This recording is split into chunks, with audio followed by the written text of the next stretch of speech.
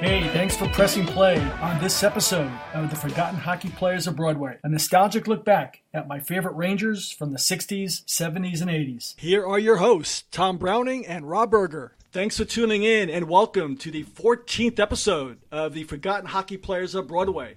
I'm Tom Browning along with my dear friend Rob Berger. Rob, how you doing today, bud? I'm pretty good, enjoying the NHL playoffs, even though the Rangers aren't there, but happy to talk today. And the Kings, too. It's been a very interesting playoffs. Real quick, before we get into our profile player, if you had to make one choice right now as to the Stanley Cup Finals and then who's going to win, I'm going to put you on the spot. Who's going to be? You know, I've been burned before by saying this, but I think I'm going to stay with it. If I was to go with anybody, I'm going to go with the Sharks right now. Definitely under the radar. Especially coming out of the West. I think I see Winnipeg and Nashville beating each other up. I see San Jose coming out of the West. I don't see anybody that strong in the East. Of course, Pittsburgh will go ahead and win a third cup now. But what about you? Yeah, I think you're right. I think Evander Kane has made a great all the difference with San Jose. I'm going to go with Pittsburgh. I think I don't trust the Lightning. The Bruins, I'm not so sure. I just think Pittsburgh, they've got the DNA right now. So I'm going to go Pittsburgh, and I'm going to go with the Cinderella story. I'm going to go with Vegas. I mean, can you imagine a Penguins-Vegas Stanley Cup final? I mean, that would be off the charts. It really, really would be. And wouldn't that be something if Vegas would upset the Penguins, the two-time in a row, right? They're defending two cups. Can you imagine them upsetting the Pittsburgh Penguins and winning the Stanley Cup? That would be unbelievable. So that's my Stanley Cup final, and we'll see how it goes. If Vegas wins the Stanley Cup, that deserves I don't even know. Oh, it'll be, to me, well, I can tell you right now, that to me, in my lifetime, would be the number one professional sports achievement in my lifetime, without a doubt. And that might sound like hyperbole. I just can't think of anything else that would have topped that. You know, I really don't. But we'll see. We'll see how it goes. But so today we're going to profile number 34, the Beezer, John Vanbiesbrouck. I thought that was a great choice, Rob, that you came up with last week. And it fits in perfectly with our forgotten theme because, one, as a Ranger, he easily comes in as forgotten as he was quickly overshadowed by Mike Rifter leaving right before the Cup, but also as an American goaltender. Yeah. I think today we quickly jump into Ryan Miller and Jonathan Quick, Corey Schneider, but John Vanbiesbrouck is still the winningest goalie in American hockey history. He is. That's very true. And I remember when he first came up, you know, it was 1981. And they played Colorado, and I guess at that time, it was not on cable TV. For some reason, that game was only on radio, and I remember it vividly. And I remember that season, the Rangers had Eddie Mio as basically their starting goaltender, along with Steve Weeks. And I think Steve Baker made a couple of cameo appearances that year, and I think Davidson was signed to the club, but he may have been hurt. But I remember the team was kind of in transition at that time, and they called up this 18-year-old kid that no one had heard of from Sault Ste. Marie. It was early December, and the Rangers won the game. I think it was 2-1 or 3-1. He played phenomenal. I remember listening to the game on radio with Marv Albert. The game was not on TV for some reason. It was just an incredible accomplishment. And then I think he hung around for maybe a day or two after that. I'm not even sure he was actually on the roster for the next game, but they sent him back to Sault Ste. Marie to get some playing time. But I'll never forget that. And that kind of whet the appetite of the Ranger fans that they had this kid in the system who I guess was drafted in the fourth round of the 1981 draft. So, you know, he wasn't highly touted. You know, back in the day, fourth round selections in the National Hockey League didn't get a lot of press, you know? No, that's absolutely right. But he made an impact right away with that team. He won the Vezina 2 years later. Yeah. Only one of 5 Rangers to win the Vezina, which is really important if you talk about his history with the team, and also took them to a conference final. Yeah, I remember that season. I was living in Chicago at the time, living in Illinois. Or was it, I'm trying to think, was it Texas or Illinois? I'm trying to think. I think it might have been, I was in Texas I was in California. I was actually going to Kings games back then. And I remember watching it on TV, and they upset the Flyers and the Capitals in the playoffs, and they went up against the juggernaut in the Montreal Canadiens, who actually went on to win the Stanley Cup that particular year. But yeah, that was an interesting Rangers team. They had a lot of interesting players. I don't know if you studied their roster at all, but they had the Thomas Sandströms, the Pierre LaRouches, they had Kjell Samuelsson, Reijo Ruotsalainen was, I guess, in the back end of his career with the Rangers, and Mike Rogers, Mike Ridley, who went on to have a great career with the Capitals, and Mark Pavlich, James Patrick. The Rangers had a very, very good Barry Beck, Mike Allison, who went on to play for the Kings, right? Sure. A lot of Kings on that team. Laidlaw was on that team. Yeah, that's right. Tommy Laidlaw, who was really Dan Girardi before Dan Girardi. They had Ron Greschner was toward the end of his career, and George McPhee was on the club. They had a Barry Beck. They had a lot of good players, but it was Vanbiesbrouck who, like you said, he stole the show. He really was the guy that really catapulted that team to those two big upsets, and it really gave Ranger fans something to really look forward to because they thought they had a franchise goaltender there that they could build around. Yeah, that's very true. He won the Vezina Trophy that year. And so you said Rangers fans thought they had a franchise goalie to build around. Perhaps they did. Yeah. He was really a couple of injuries, freak injuries, hurting his wrist on a table, taking a puck in practice. Yeah. And really, it wasn't until it was a slow start that had, forced the Rangers' hand in calling up Mike Richter. If those injuries don't occur, Vanbiesbrouck maybe keeps that franchise going. Great maybe at the bar discussion of, do the Rangers win a cup with Vanbiesbrouck, or do they win even more than one cup with Vanbiesbrouck? Rob, I totally agree with that. I'm of the belief they could have won at least one more, if not two more. I think they should have won in 1991-92. I think they won the President's Trophy that year, right? Yep, that was the President's Trophy year. Yeah, Messier was on the team. Roger Nielsen was the coach, and I'll never forgive Richter for giving up that 100-foot shot to Ron Francis. I mean, that destroyed the Rangers. I mean, it was bad enough Graves was suspended, which I think was you look at the penalties, the suspensions that the NHL gives out today, and for what Graves did to Lemieux, I mean, you see that now in the very first period of early round playoff games. I mean, it's just, to me, it was ridiculous, but I digress. I don't think we need to be debating the Graves slashed. But, Vanbiesbrouck should have been playing all those games. And I really thought that if Victor wasn't around, they may have won the cup that year. And I think they would have won one or two more cups after that. I think he definitely would have won the cup in 94 if he was. I thought he was a better goalie. I thought he was mentally tougher. I liked his style better. He played the ankles. He was very similar to Eddie Jockman, I thought. He was a very good skater. He had a hybrid type of way of playing. He had a butterfly approach, but he also was a stand-up goalie. Now, he played the angles very, very well, and he handled the puck beautifully. He and Jockman were two of the best stick handlers. Eddie Jockman was like having another defenseman back there, as was Vanbiesbrouck. And I think he has set the record, or at least shares the record, with most assists for a goalie in Rangers history as well. Yeah, he, despite spending a lot of his career outside of New York, he's still top 5 in wins for the Rangers, goals against for the Rangers, goalie point shares for the Rangers, as well as 9th all time in shutouts. Yeah. And that Vezina, that great year, first team All-Star, also in 1985-86. And I think for his career, he's got 4 or 5 All-Star berths with, I think he earned 1 or 2 with Florida. And I think he may have earned 1 with Philadelphia too. I'm not sure. But yeah, I mean, he was a real leader for the Rangers. I thought he made everybody around him better. I really felt that. I thought that the Rangers may have overachieved, despite the roster we just talked about. They may have overachieved that particular year to get to the conference finals, but I just thought that he was positioned beautifully with the Rangers in the early 90s to go on and really win a lot. And I think Mike Keenan would have appreciated Vanbiesbrouck as his goaltender. And I think... I think the Rangers won the President's Trophy again, didn't they, the year after the Cup? or is it a couple years after the Cup they won the?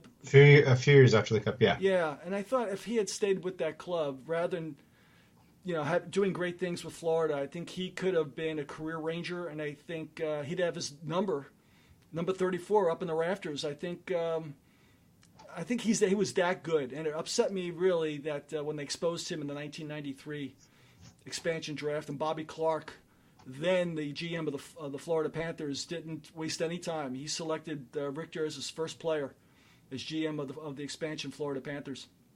Well, the only good thing you could say is at least the Rangers didn't expose him because they traded him right before the draft. Ah, okay. To Vancouver for Doug Lidster. That's right, because they had to make a decision between he and Richter. That's right. They got Doug Lidster from Vancouver. Yep, that's right. It'd be interesting to hear, the real story of this is the 85 draft in how Richter came about to be taken. It was in a string of goalies that were taken in a row between Burke and Troy Gamble and Kay Whitmore. Just became goalie after goalie. And actually the player taken right before Richter was Joe Nieuwendyk. Huh. So, we'd love to have, it's fun to talk revisionist history, especially about the draft. And how certain players ended up certain places. But if why the Rangers felt they had to draft Richter and use a pick there is interesting. Yeah, especially that's fun. So let me ask you: was Joe Nieuwendyk selected before Mike Richter by Bobby Clark? Right before Mike Richter. Oh, okay. In the NHL draft. Yeah. Oh, I was referring to the expansion draft. I thought you said. Oh no! The expansion draft. Yeah, Vanbiesbrouck went first right away. Yeah, I thought so because I knew. Clark. And he got to go back to play with Roger Nielsen. Yeah. That's another one. That's an interesting story too. That maybe we could do a podcast on it sometime. The relationship between Roger Nielsen and Mark Messier. Mark Messier. Sainthood in New York Ranger land, right? New York Ranger Nation. But behind the scenes, he didn't do any favors for Roger Nielsen, I'll tell you. I was a big Roger Nielsen fan back in the day. I really was. I thought he was another guy that kind of got short shrift by the New York Rangers. But anyway, so Rick Vanbiesbrouck definitely, like you say, falls into that category of forgotten New York Rangers player. And, I mean, the Ranger fans loved him back in the 80s. They really did. Beezer was just a consummate professional. He always kept the Rangers in the game. And that was a time where, goal scoring was unbelievable. Unbelievable. Right?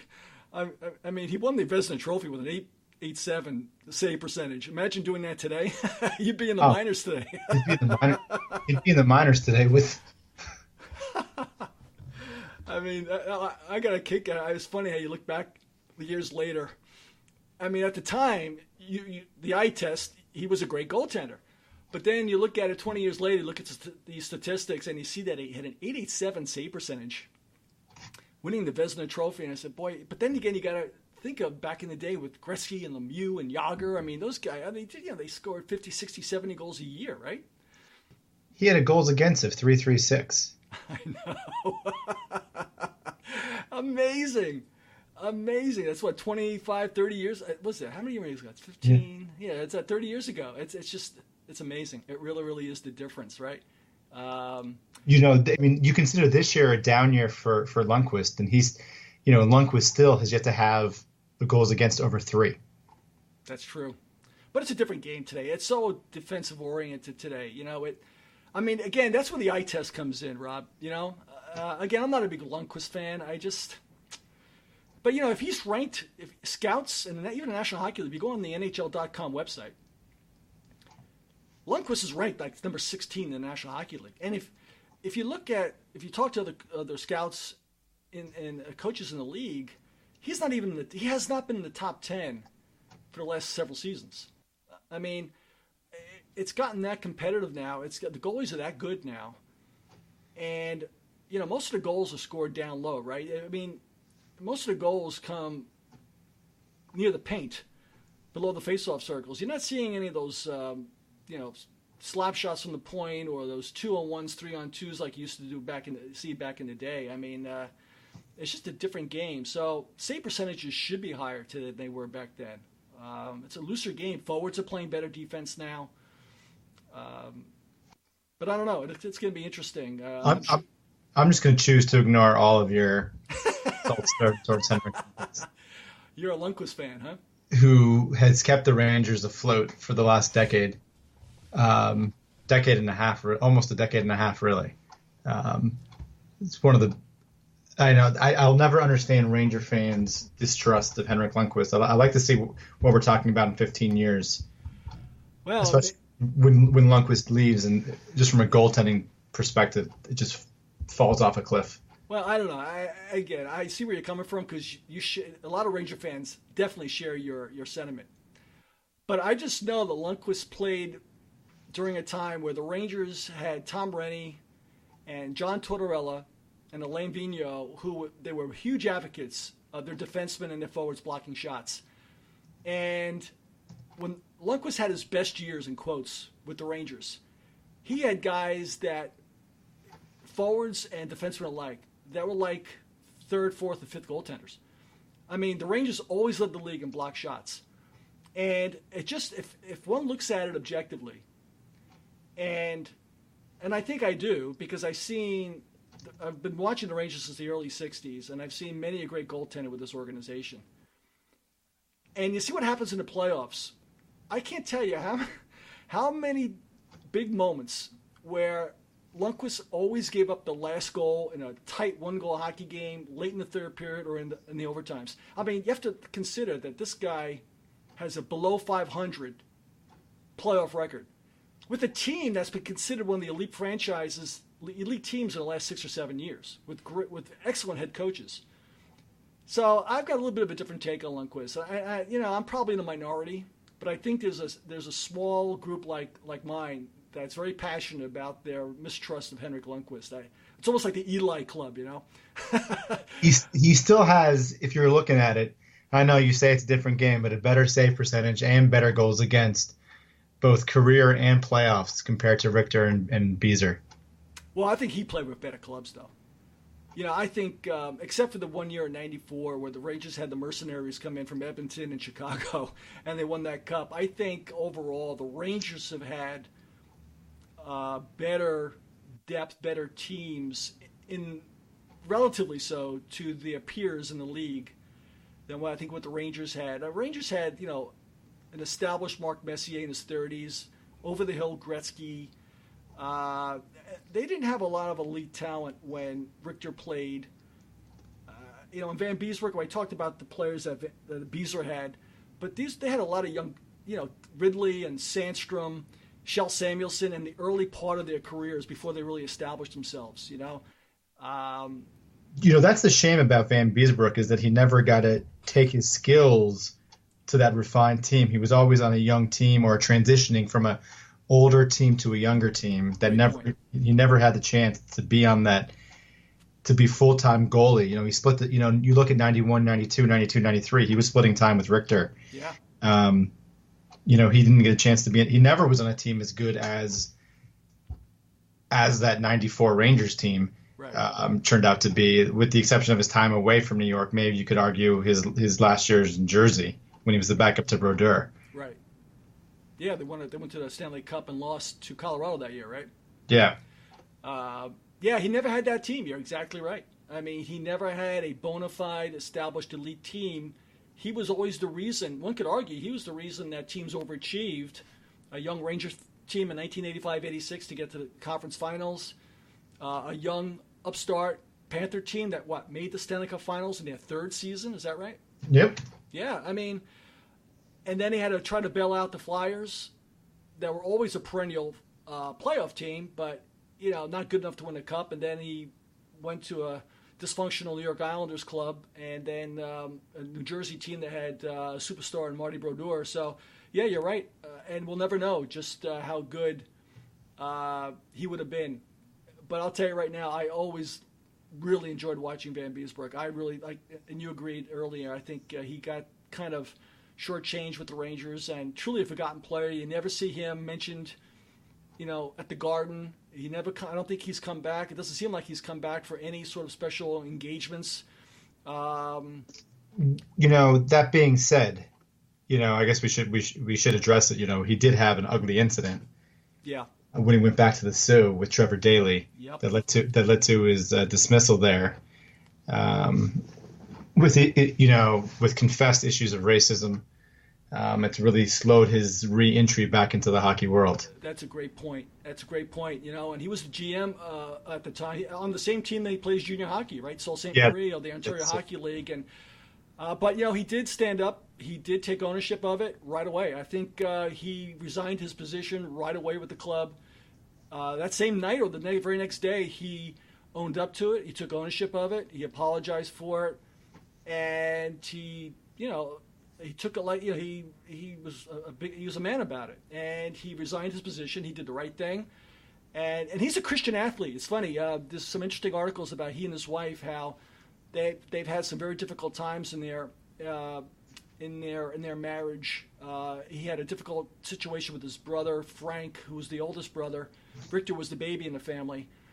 His brother Frank was supposedly a very good hockey goaltender in his own right.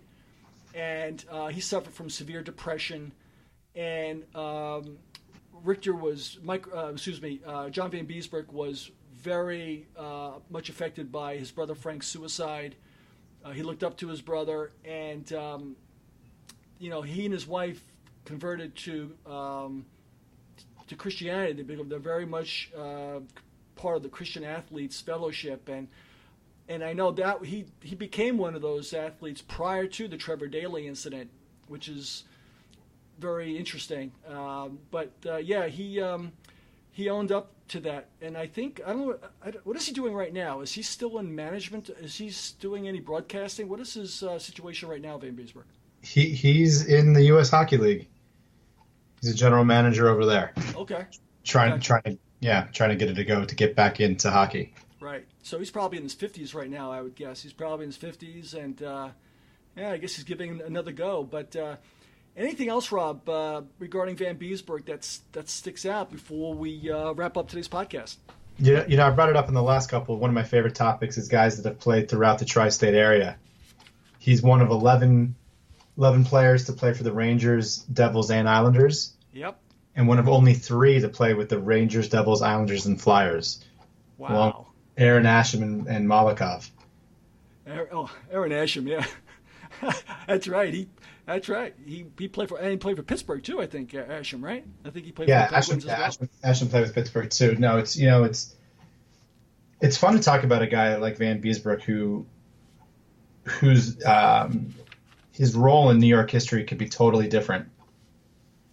You look about, if Corey Hurst was called up early, played more games with the Rangers, would he have been, how that would have changed things with that expansion draft in '93 and handling of what happened with Roger Nielsen versus bringing Keenan in. It's interesting to talk about. It's also interesting, when we go around speaking to people naming the best Ranger goalies of all time, how high should his name be on that list?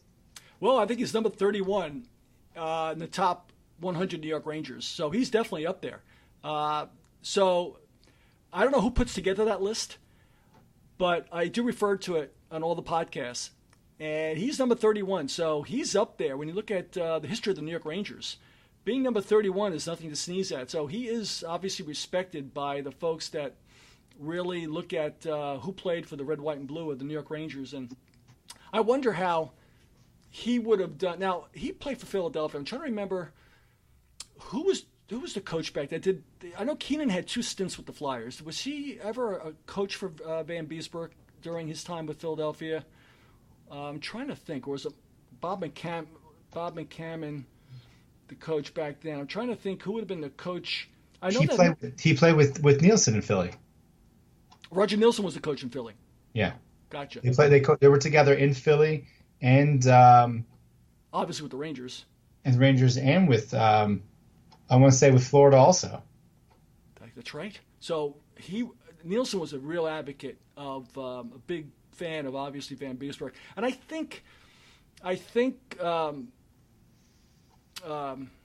what's his name would have been the similar. I'm drawing a blank on the 1994 Stanley Cup coach, Mike Keenan. I think Mike Keenan would have really appreciated Vanbiesbrouck's style of play too. To me, he would have been a Mike Keenan type of player. He was feisty. You know, where Richter was more passive, Vanbiesbrouck was he was feisty. He was tough. He was like Eddie Jockman. He didn't take any nonsense. You know, and I think he would have fit in very well with that 94 Stanley Cup team. And I think he would have been Mike Keenan's type of goaltender. You know. Yeah, well, you know, the injury to the jaw, he didn't miss any time. Yeah. The puck to the jaw, when they found out it didn't have to be wired shut, he just went right back out. Yeah. But, you know, I guess you can say that about a lot of guys in the National Hockey League, right? What tough athletes they are. It's amazing. Really, a breed apart, these guys. They really are something. So at the end of the day,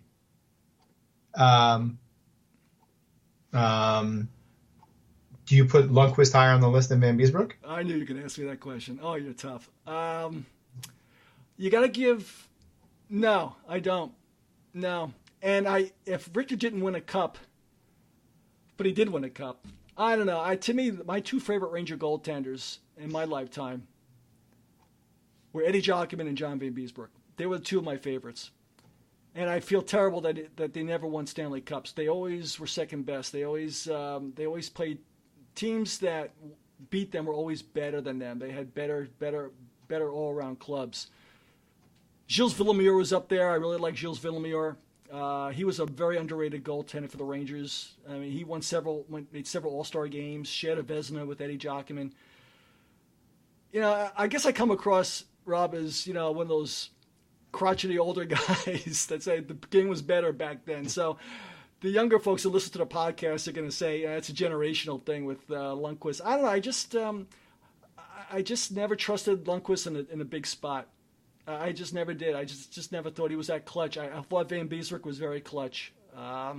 So the thinking being that there's more banners if a different goaltender is between the pipes in the late 2000s.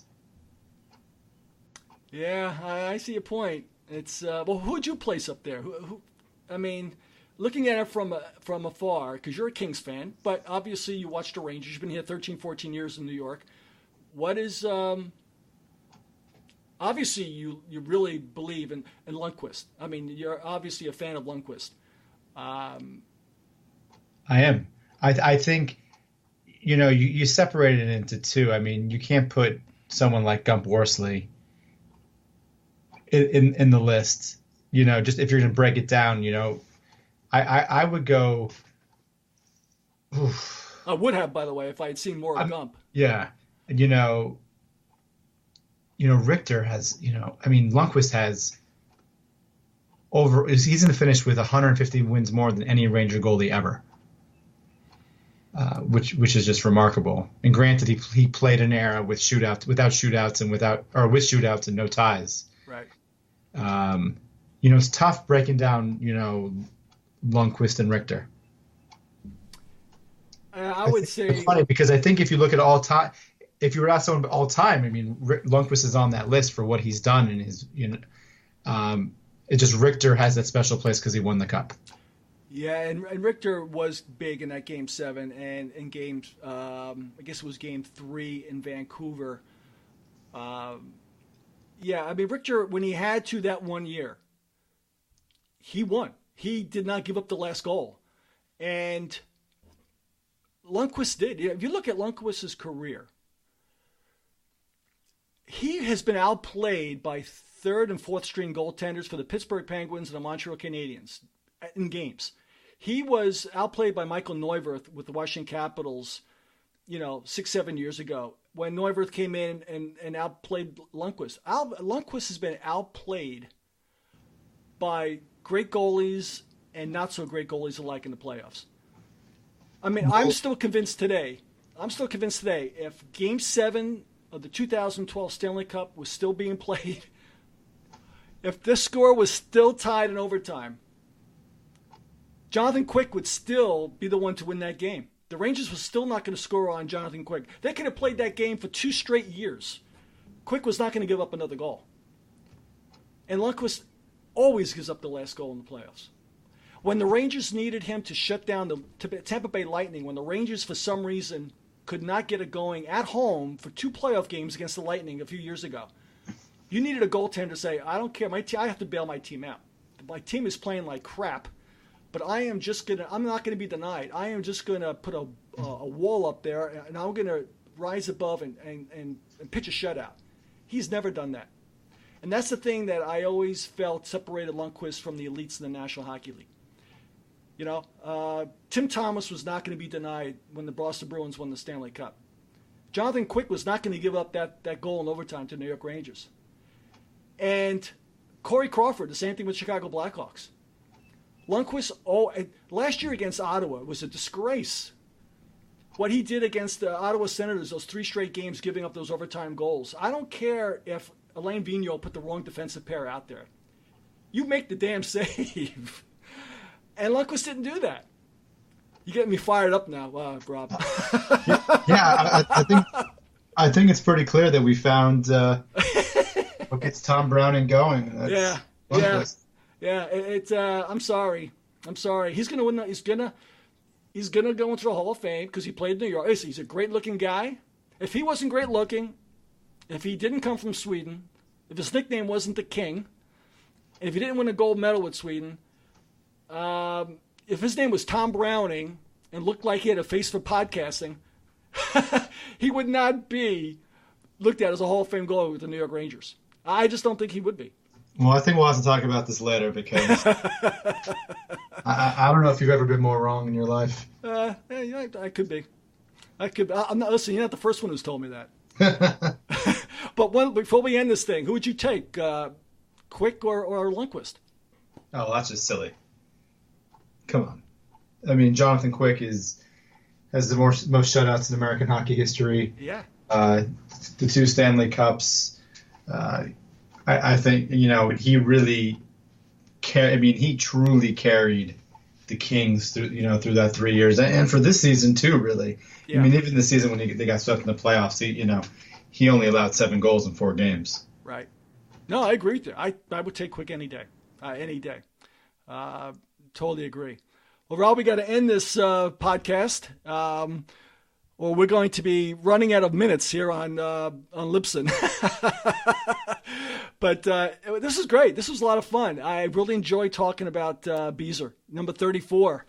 The great John Vanbiesbrouck, number 31 out of the top 100 New York Ranger players of all time. And I think Ranger fans will enjoy listening. Listen to this podcast because he really is a forgotten New York Ranger. I would like to see the Rangers bring him back at some point in time in the future and get his due.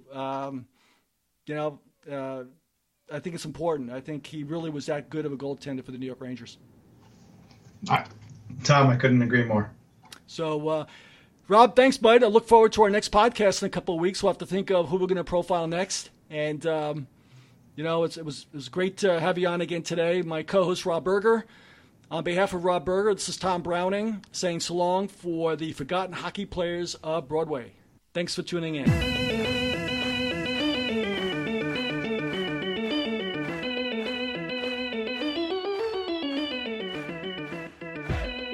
Thank you for listening. This has been a Go Tommy Boy production.